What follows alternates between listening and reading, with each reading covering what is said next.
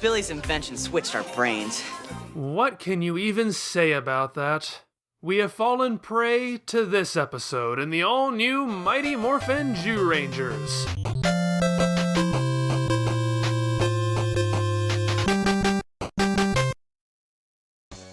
Let's just dive right into what switching places is about. Billy has invented a mind-reading machine that just happens to be made specifically for the exact height of Billy and Kimberly and requires two people to hold hands in order for it to work. I'm not saying this is an elaborate ruse for Billy to get closer to Kimberly, I'm just saying. Attempting to cause mischief, Squat sneaks into Billy's garage and screws with things, so that when Billy and Kimberly use it, they swap brains instead! They also swap eyes for some reason. Cue wackiness! Billy doesn't know how to put on makeup, and Kimberly can't use a computer without blowing it up! As if that wasn't bad enough, Bulk and Skull accidentally swap bodies too! Oh, and in the meantime, Rita sends down a Genie monster, the Power Rangers fight the Genie monster and defeat it. Then Billy and Kimberly and Bulk and Skull swap back! The end! You might have noticed that one of these things is not like the other. In fact, it feels a little out of place. Okay, look, I have to tell you a story. Way back in 2016, my girlfriend at the time and I had nothing better to do, so we decided, just for fun, to watch an episode of Mighty Morphin Power Rangers on Netflix. It was this one. Oh, I'm not gonna say we had a bad time. This is an episode that is definitely so bad it's hilarious. But it was so disjointed and made so little sense that when we were done, we decided that we had to find and watch its corresponding Zyuranger episode so we'd have some idea of what this was actually supposed to be about. And hold on to your seats because this might come as a shock to you, but the Zyuranger episode, My Master, has absolutely nothing to do with body swapping. These two episodes are so radically, insanely, ridiculously incompatible that experience is actually what inspired me to make this series 4 years later. I feel like a lot of people might say that a boy and a girl swapping bodies in fiction is just an excuse for a writer to put their fetish on the page. Maybe, maybe not. I think saying that is a tired joke, but that's not even my problem. If you do something well, that's fine. I think body swapping stories can be cute and reveal a lot about the characters. And Food Fight proved Power Rangers can tweak an existing premise to improve upon it. But if Reese's Peanut Butter Cups were indeed created because you got chocolate in my peanut butter, then the writer of this episode would have gone, hey, how about instead of chocolate, we use sauerkraut? The Freaky Friday jokes are okay on their own. I'm not going to say they're great, but they're humorous enough, and it's fun getting to see the actors stretch outside of their roles. The problem is, these gags have nothing to do with anything. They certainly have jack all to do with a genie, but even on their own, it's not as if Kimberly and Billy or Bulk and Skull gain a better understanding of each other and learn to appreciate the other's skills, or that the grass is greener in their own backyard, or any of the hackneyed sitcom plots this idea could have evolved into. No, it's just stuff that kills time until the monster shows up. Once the show gets to the point it has to use Sentai footage, none of the body swapping stuff has any connection at all, or causes any problems beyond them occasionally saying the wrong thing.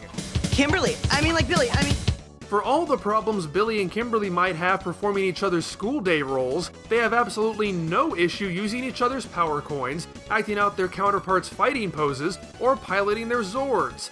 It's just another bit of evidence for my theory that a Power Ranger can literally be anybody, because it's the powers doing all the work. So much for Squat thinking his tinkering was going to make it easier for Rita to take over the world. Obviously, the reason there is no issue during the fighting is because the real body swapping here is Billy and Kimberly pretending they're Dawn and May. And Dawn and May are safely within their own bodies doing their usual stuff and worrying about, the Genie. Yeah, remember there's a Genie in this episode? I would not fault you for forgetting that switching places has a Genie because his presence is completely incidental to the plot. I complained before that Dora Minotaur was wasted in his conversion, but that's nothing compared to this. The Genie doesn't show off any particular magical ability. He does arrive in a lamp that Goldar says he retrieved from some other planet instead of being sculpted by Finster. The only wish he grants is to defeat the Power Rangers, which is something any other monster would have dotingly done anyway, and it's not as if he succeeds in granting it. But those few superficial differences aside, he literally could be anything. That would already be a shame, but it becomes far more disappointing when you realize how charming the story was that Power Rangers decided to completely discard, and how adorable Jin is as a character. Yeah, his name is Jin, not Dora Jean, well, at least not at first. What's relatively unique about this episode is that the antagonist is not evil. He's simply a genie in a lamp, and he is bound to serve whoever possesses it. Toadpot and Bookbok happen to catch it while fishing, don't ask, and they use his power to try to defeat the Zyurangers. But when they lose it in the ensuing struggle, it comes into the possession of a group of children and their hedonistic impulses. It becomes a three-way race among the Zyurangers, the children, and the bad guys to control Gene. Gene would rather stay with the children, but he is forced into evil when Bandora breaks his lamp and binds him to a new one. Only by finding and putting together the pieces of the old lamp can they save Gene and keep him from destroying Daijujin. It's a really cute story. It's not a monster that has to be destroyed, but an ally that has to be helped. They actually managed to wring some pathos out of Gene after his lamp is destroyed and he's worried he's going to be made to serve Bandora. Ultimately, after the day is saved, the Zyurangers convince the children to return the lamp to the sea to return things to the status quo. I mean, so the bad guys can't get it. I guess they're just not going to go fishing again.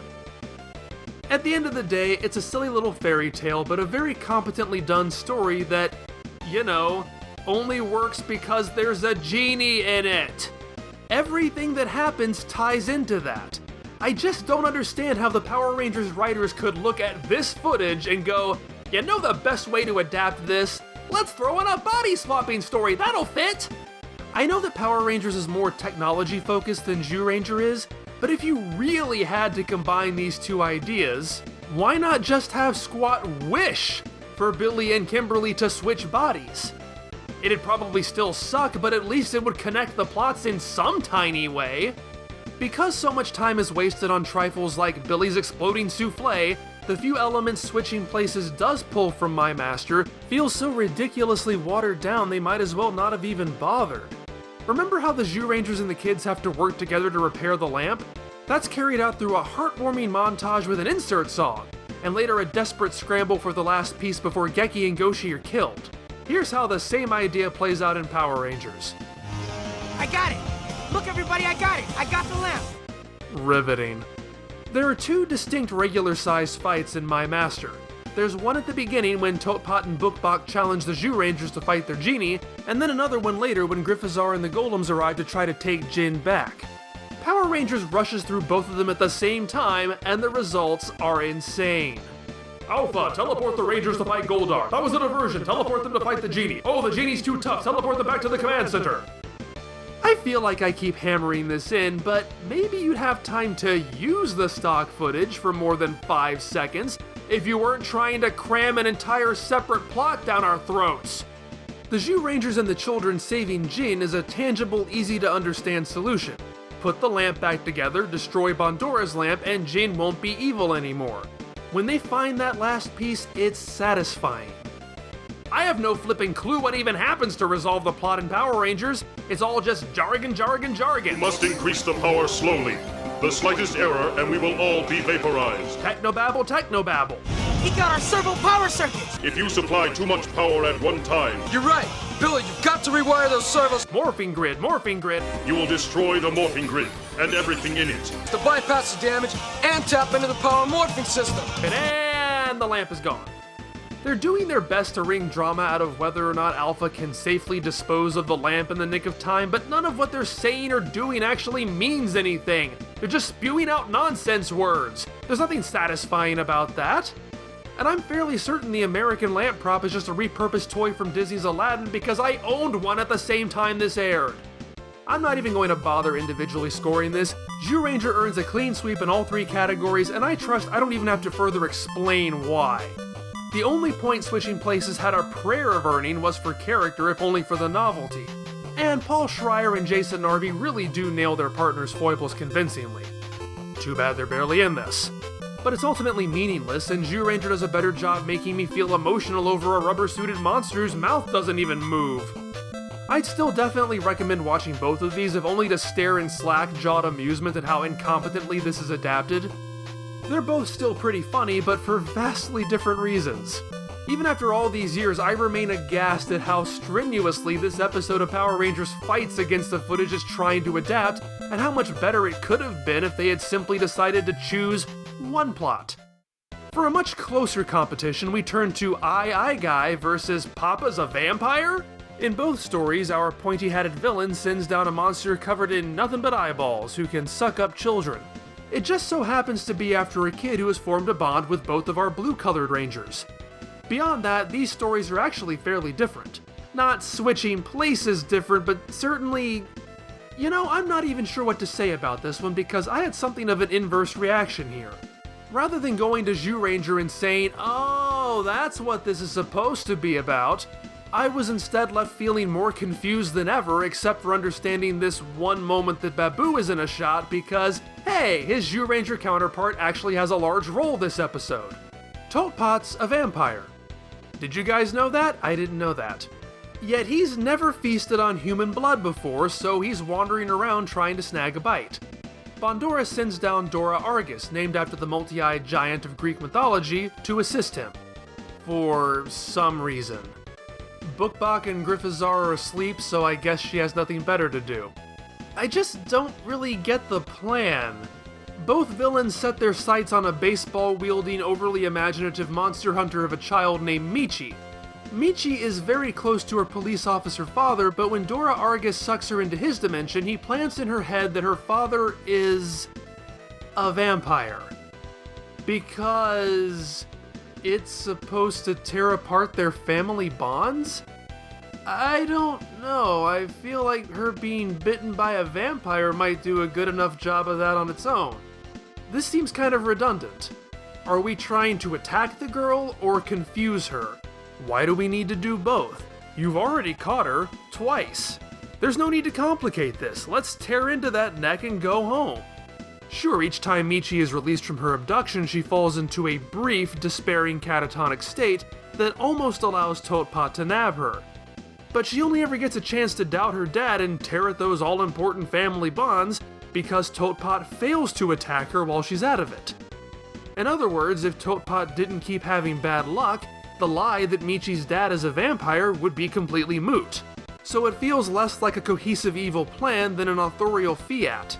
Totpot can't get Michi because then the story would be over, and since she's not afraid of monsters, she has to have something else to fret over to kill time until that comes to a head. Because of that, beyond the shared vampire motif, these two ideas feel like they could be from two separate stories. Why couldn't the episode have paired Totpot with a more skilled vampire? Or why didn't it drop that and just do the eye-related things? Pick one! This really is switching places all over again. Well, it's not quite as terrible as that. If anything saves this episode, it's the tsundere ball of wonder that is Michi, or Michan as Don calls her. She is so much fun, has so much personality, although I really question why she would shrug off a giant floating eyeball like it's no big deal. She and her dad are so cute together, if a bit on the cartoony violent side. And she and Don are equally adorable. It finally gives Don a chance to not come across as an insufferable twit. We are far enough in the series that any main character should definitely believe a child who tells them they've seen a monster. So it is great seeing them go on the hunt together. Don gets a pretty awesome big damn hero moment by figuring out that Argus's separate but main eye must be destroyed, jumping in with his gun to save Michan.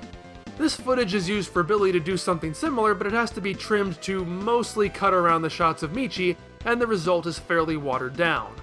Also, because Billy doesn't have the same experience with Eye Guy's eye that Don has with Dora Argus's eye, Zordon simply has to tell Billy what to do, which isn't nearly as satisfying as him figuring it out himself.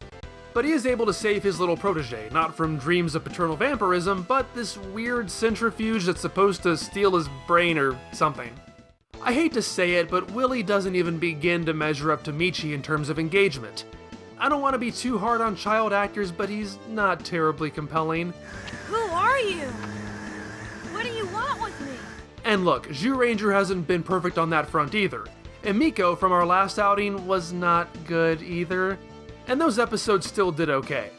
But even as words on a page, Willie is a poor substitute.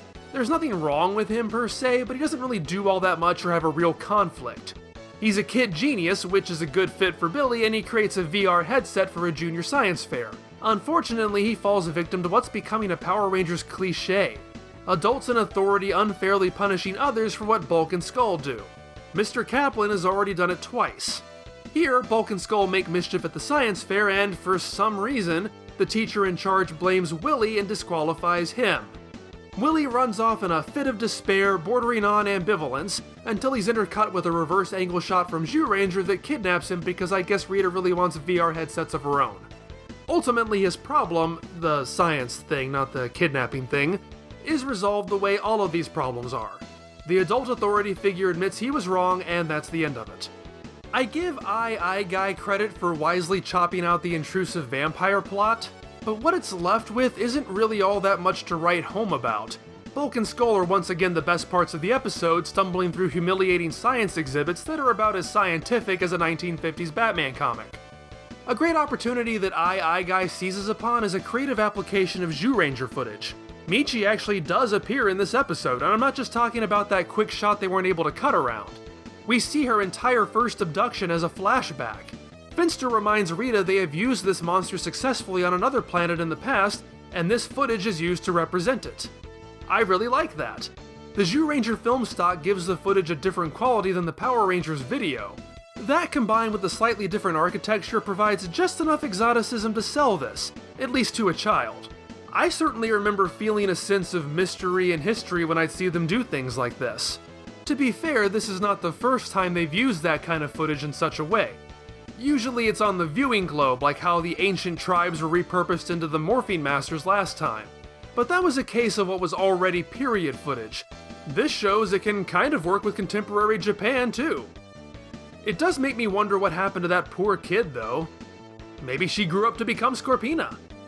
Another thing that sticks out to me about this episode is that all 5 unmorphed Rangers get to fight putties. This might come as a surprise, but this is the first time this has happened since the 2nd episode. Episodes like A Pressing Engagement and Different Drum didn't shoot any original action footage at all. Food Fight only had some food-based slapstick, and while Teamwork and Big Sisters did create unmorphed putty fights, both of them only featured Trini and Kimberly. It honestly amazes me we've gone this long without the full team getting a chance to fight. I was always under the impression Saban specifically hired actors with martial arts or gymnastic experience so they would be able to film their own fight scenes. Since they would have to trash all the untransformed fight scenes from Zyuranger, creating their own would be the logical step to replace them. It's certainly more logical than this. It's nice to have it back. I always considered it a high point to see what was clearly the characters I loved actually fighting the enemies instead of stunt doubles. And it continues to show the progression of the Rangers' martial arts abilities because they decisively defeat the putties here rather than the putties simply retreating. That said though, it's shot in a really weird way that undercuts that excitement. It is nice to see Jason calling out different formations for the team to use, but since they're forming a circle around Willie to protect him, they don't really move all that much. I guess to make up for that, the director chooses to constantly repeat the same shots in slow motion. Perhaps it's meant to make it look more visually engaging. Instead, it just makes me kinda nauseous. Beyond that, I don't know if there's much more to say. Oh, well, the Megazord sword is the Mega Sword again, I just thought I should mention that. For story, I have to give this one to Power Rangers. I'm not saying what they do is great, but it is at least more focused, and if we can agree on one thing, it's that eyes should be focused. For characters, the only thing interesting about Willie is his and Billy's secret handshake. Michi's fear of her dad being a vampire is really bizarre and doesn't have much of a resolution beyond he's not, but she's a much better character, giving this one to Zyuranger. Finally, for action, I'd give this to Power Rangers, but I'm still a little dizzy. I appreciate that they put in a full team putty fight, but Don's big hero moment is somewhat butchered for the American version. It's not by much, but I'm giving it to Zyuranger. So Zyuranger wins once more, but I don't feel good about it.